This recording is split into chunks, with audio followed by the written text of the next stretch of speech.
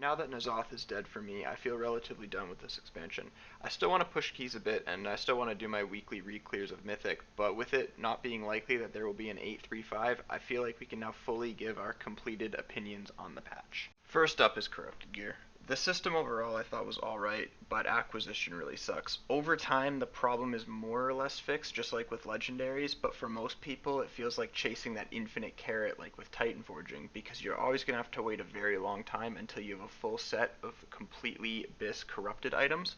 Also, with the Cloak corruption resistance infinitely scaling, you're always going to be able to have more corruption gear, making your corruption set never completely finished. I would have liked if they focused on stat amps and procs with this.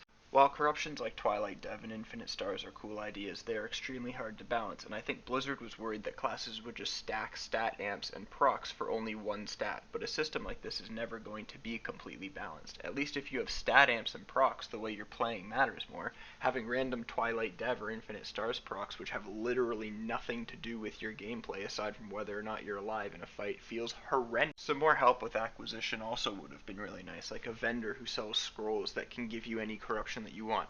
I think Blizzard wanted to keep the whole idea of getting excited over a gear drop like they had with legendaries in Legion, but again, I think that Blizzard was worried people would just bam buy their best corruptions and not even consider the other options. But if anything, that would either give them more incentive to balance all of the corruptions, or at least everyone's on the same broken playing field, not Bill from accounting who got 3 Infinite Stars pieces 3 weeks in a row out of complete RNG and is now topping meters for no reason at all. Alright, now on to dailies.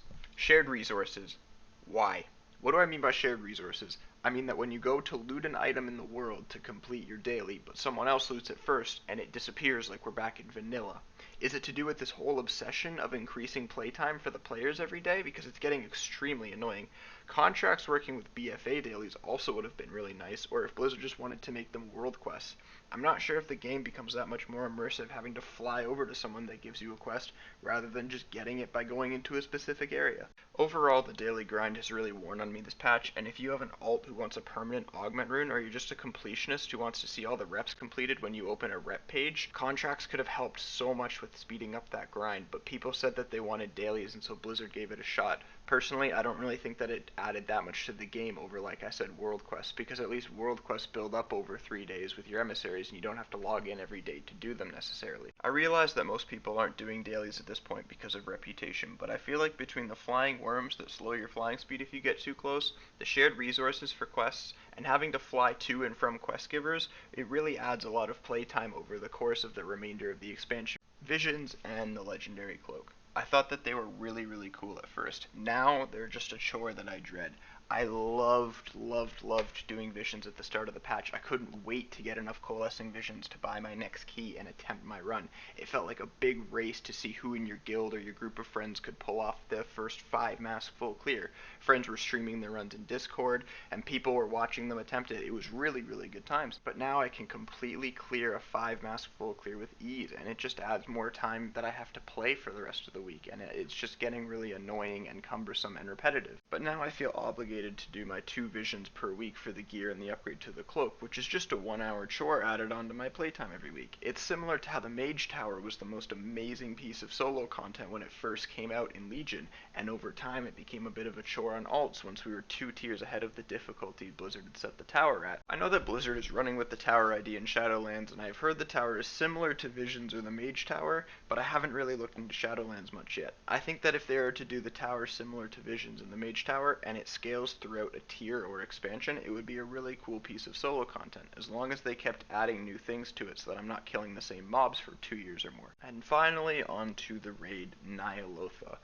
Overall, I thought that the raid was way too easy. Whenever Blizzard comes out with a system like Corruption, it seems to be way too difficult to balance, because I'm thinking of artifact weapons at the start of Legion and the fiasco that was Emerald Nightmare. I'm not entirely sure that Blizzard thought World First players would go onto different servers and buy out Infinite Stars corrupted gear. Even for mid-level guilds, the tier seemed too easy. The only boss that my guild even remotely struggled on was Ny'Alotha, and even then our pull count was quite low because so much time had gone by that we were completely decked out in corrupted gear, had all the rank 3 essences, the cloak proc, and so on. We stopped re-clearing after like the 5th boss that we killed in Ny'Alotha, and we still felt ahead of gear the whole tier because of corruptions and cloak scaling. Well, that's all I have for today's video. If you agree with me or disagree with me, please post in the comments. I would love to hear what you guys have to say.